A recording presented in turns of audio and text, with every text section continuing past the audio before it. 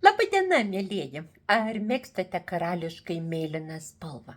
Ar žinote, kaip ji atrodo? Karališkai mėlyna yra labai sudėtinga spalva. Tai yra mėlynos pirminės spalvos ir violetinės antrinės spalvos junginys. Todėl tai yra tamsus mėlynas atspalvis, kuris iš vidaus truputėlį švyti raudona arba violetinė spalva. Nemaišykite karališkai mėlynos spalvos su indigo. Indigo spalva tai yra mėlyna užtamsinta juodu arba pilku pigmentu. Ir žodis karališkai mėlyna į lietuvių kalbą ateina iš anglų kalbos, royal blue. Tai reiškia, kad lietuvių kalboje mes netgi neturim pavadinimo šiai spalvai.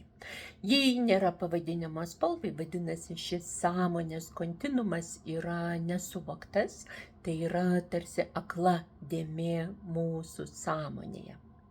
Ir be abejo, toksai spalvų nepažinimas turi savo kainą. Lietuva pagal savižudybių skaičių daugybę metų pirmauja pasaulyje.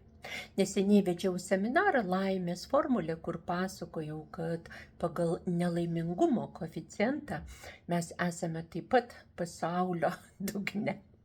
Taigi yra labai daug priežasčių, dėl ko verta pažinti šią spalvą, kadangi nuo jos priklauso atsakymai į egzistencinius klausimus, kokia yra mano gyvenimo prasmė, hamletiškas būti ar nebūti, koks yra mano santykis su egzistencija, ką veikiu šiame pasaulyje, kokia yra mano paskirtis ir kaip galėčiau ją realizuoti.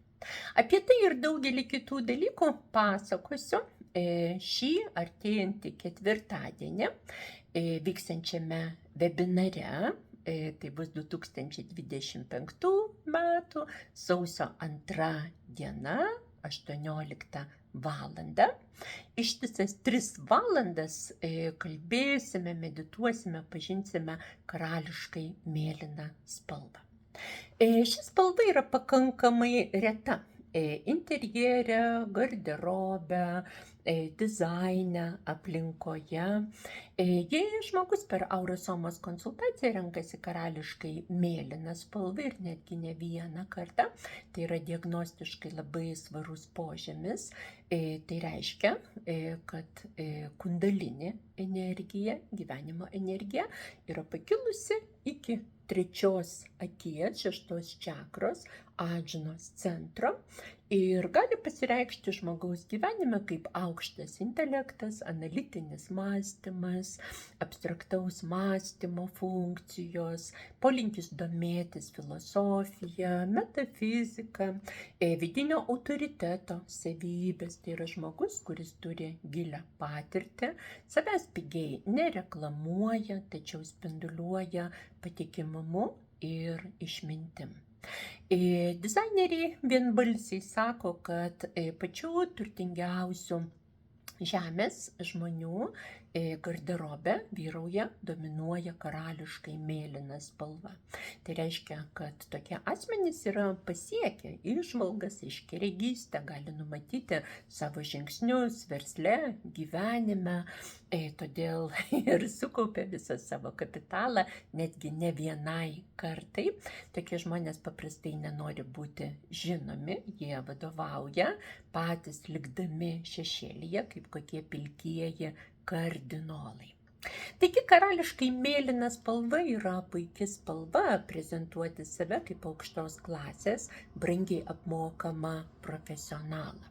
Seminare pasakosiu, kaip rengtis, kuomet einate į darbinius interviu, arba galbūt norite pakalbėti su vadovais, kad jums pakeltų atlyginimą. Kalbėsiu ir apie tai, kokią spalvą, gink Dieve, negalima dėvėti darbe. Karališkai mėlyna spalva priverčia žmogų užduoti savo egzistencinius klausimus. Tačiau daugelis žmonių į tai nekreipia dėmesio, gali būti ši spalva pasirinkime, tačiau žmogus vengia skaityti kažkokias sudėtingesnės knygas arba tyčiojasi iš dvasinių fenomenų, ezoterikos ir tokiu būdu uždaro pats savo duris į dar gilesnį savęs pažinimą ir realizavimą. Užblokuota karališkai mėlyna spalva gali pasireikšti nuoboduliu, kuomet viskas kaip ir gerai, bet iš tikrųjų nieko gero. Gali būti vienatvė. Šalia yra žmonės, gali ranką paliesti, bet gali būti vidinė vienatvė tokia, kad norisi vilkų kaukti. Gali kilti suicidinės mintys, savižudybės idėjos, nors galbūt žmogus yra pasiekęs gyvenime visą, ką yra užsibrėžęs, lyg ir yra visos sąlygos, prielaidos būti laimingu, tačiau žmogus toli gražu taip nesijaučia.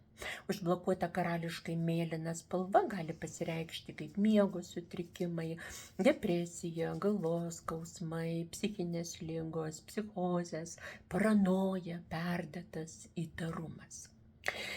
Taigi, karališkai mėlyna spalva yra sudėtinga, tai yra kaip fėjų dovanas. Žinote, kuo didesnę dovaną gauni, tuo labiau esi įpareigotas tą dovaną naudoti pagal paskirtį.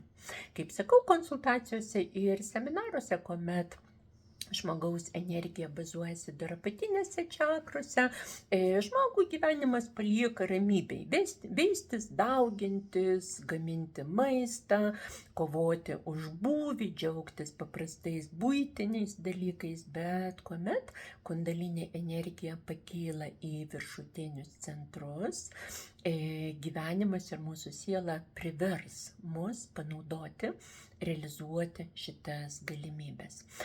Manau, kad karališkai mėlyna spalva, jinai nebūna kažkoks atsitiktinumas pasirinkime. Greičiausiai tai yra netgi buvusių inkarnacijų įdirbis. Įsivaizduokit, kiek gyvenimų siela turėjo dirbti, kad išlavintų tokį sąmoningumą ir supratimą, taip kad jei žmogus jau turi tokį didelį potencialą, siela nepaliks jo arba jos ramybei, sudarys tokias sąlygas, kad siela vis tiek prabustų, jei ne savo norų, tai tuomet per sukrėtimus, egzistencinės krizės, skausmą, kad visgi prieitų prie savo gelmės ir paskirties. Taigi, šį artėjantį ketvirtadienį, sausio 2 dieną, 18 valandą, kviečiu jūs į Aurosomos webinarą, kuris vadinsis Karališkai mėlyna vidinės ramybės ir intuicijos bei aiškiaregystės spalva. Lauksiu jūsų žinučių, elektroninių laiškų. Dar galite užsiregistruoti iš anksto. Webinaras vyks nuo 18 iki maždaug 21:30 valandos. 3,5 valandos bus skirtos tokiai ypatingai spalvai.